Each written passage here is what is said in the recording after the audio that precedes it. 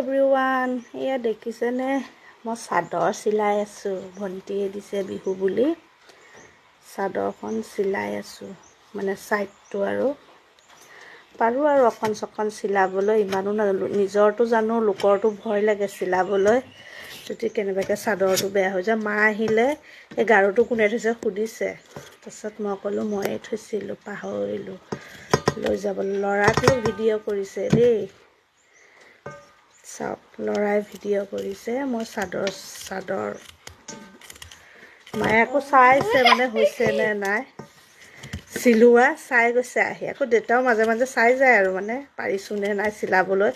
বহুত দিনৰ আগতে শিকিছিলোঁ, এতিয়া পাহৰিছোঁ, নিচিলাওঁৱে যে।